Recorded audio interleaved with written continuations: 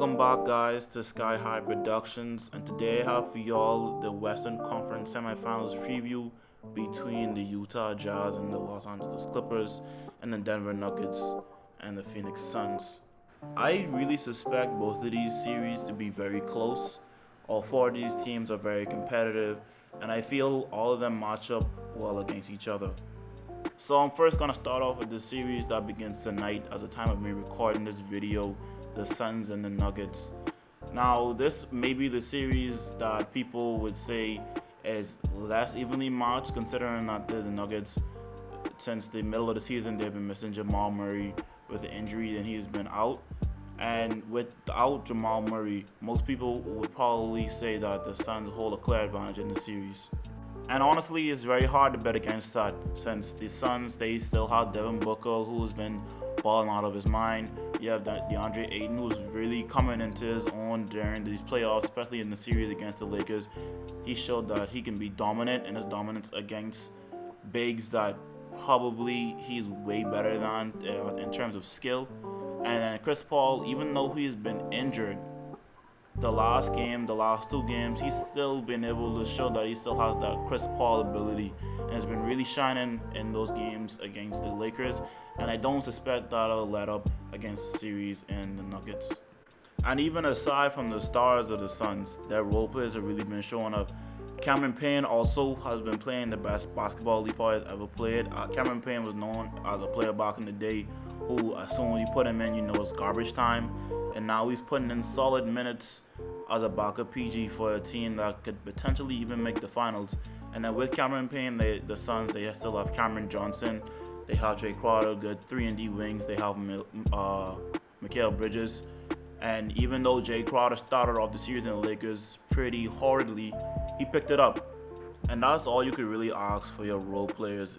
You want to ask them to hit the shots when they need to, and when one's falling off, you want the others to be able to pick it up. And the Suns have really been able to do that. And that's a testament to how good Chris Paul is as a leader and how good Monty Williams is as a coach, which I think is going to play a big factor in this series against the Nuggets, because Monty Williams and Mike Malone, both of them are very good coaches. And I suspect the series to be more of like a chess match, trying to see which pieces fit with each other against certain matchups on the court, and that's going to play a big factor in who wins the series. Because even without Jamal Murray, I still feel like the Nuggets could still put up a fighting chance against the Suns, just mainly because of Jokic. Jokic is such a good player. He's one of the best offensive players I've ever seen in my life. He's practically unstoppable, and that's going to be something that the Suns are going to have to figure out, because during games throughout the season, Jokic has been able to sort of kind of dominate DeAndre Ayton. And if you get DeAndre Ayton in foul trouble and he's out of the game, and then the Suns have to sub in one of their other bigs who, they may be cool, but they definitely are not putting up any resistance against the Nuggets and Jokic, it's going to be a disaster. And that's just in terms of Jokic trying to score and put up a lot of points. And we know that's not even Jokic's best trait or what he tries to do every time he comes down the court. Jokic is going to try to facilitate. And if you can do something where you get DeAndre Ayton foul trouble and you get the next one of the Suns bigs in, they're not as good defensively. So on offense, you could be able to manipulate that as well. For, let's say, you have Austin Rivers ISO on Frank Kaminsky or Dario Saric. That could potentially result in some points every now and then. Because the Suns are a very good defensive team with all of those wings I just listed off earlier, and then you still have Chris Paul, who could turn it up on an all-defensive level. It's going to be kind of hard for the Nuggets to put up points with their guards and their wings. However, they still have Michael Porter Jr., who we just saw. He can go off for 25, 30, basically whenever he pleases. So if Michael Porter Jr. could be a reliable option to give you 25 on the side of Jokic, and then on the side of Aaron Gordon and Austin Rivers and Monty Morris, it's going to be very, very difficult for the Suns to slow that down if they can get a groove going. But it will be very difficult to get that groove going, considering that the Suns are such a good defensive team, and the Nuggets aren't going against a team like the Trailblazers, who are known to be very lackluster on the defensive end, which is probably why you had Austin Rivers and Monte Morris going off for whenever. They're not going to be guarded by Damian Lillard and CJ McCollum, who we know aren't the best perimeter defenders. So with the Nuggets having to rely on other stars besides Jokic, and they don't really have other stars, they just have other role players who could potentially fill in that spot, I would honestly say the Suns could pull the series out in 6, maybe even 5 if they have players that are going off. But the Nuggets still have a chance. The Nuggets could pull the series out. They could scrape by in a few games, but it's going to be very difficult. It's going to take all of their players, Jokic and the role players, firing on all cylinders in every single game.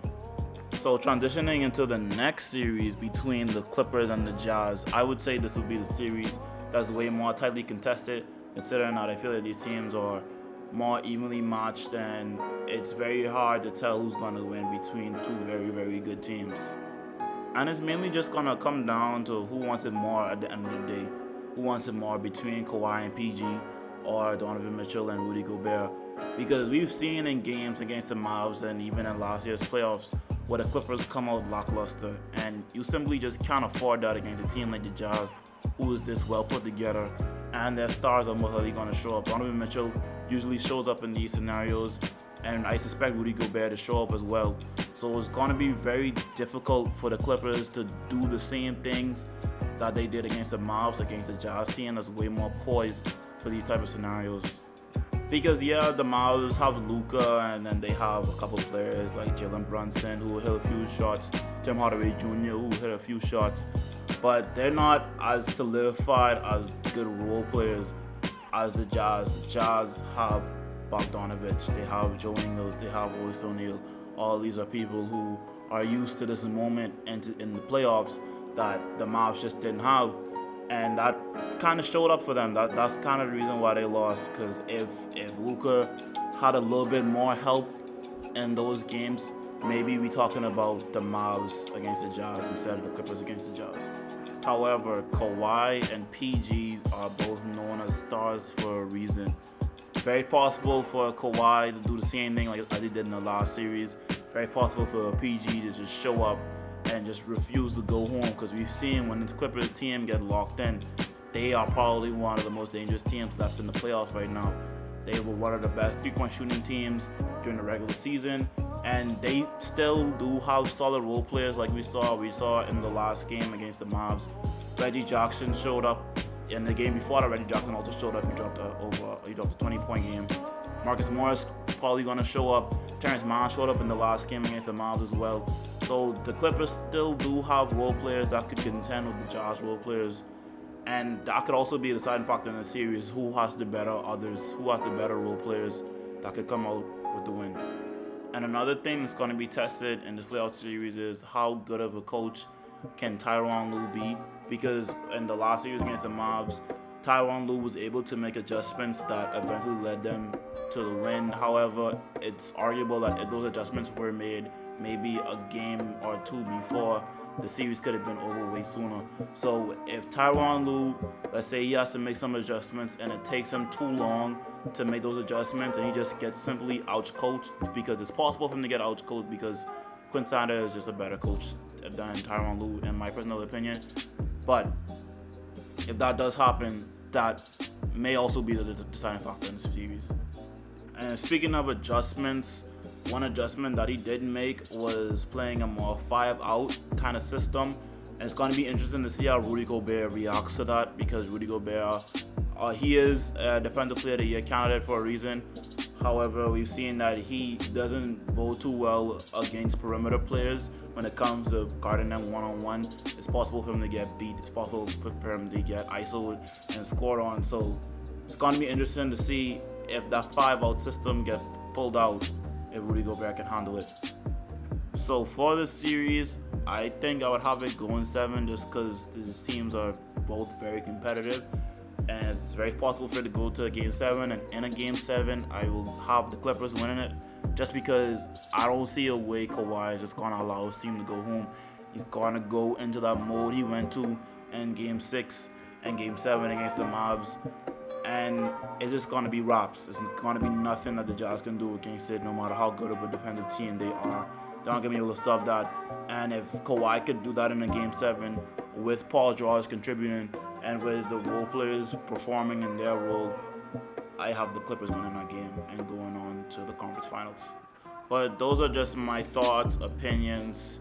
Please let me know what you think. Please comment, like, subscribe, share, all of that. Press the little notification bell to know when I post. And yeah, that's it. Peace. What is there to say? You be on my mind. You stay on my mind. You are so astonishing, girl.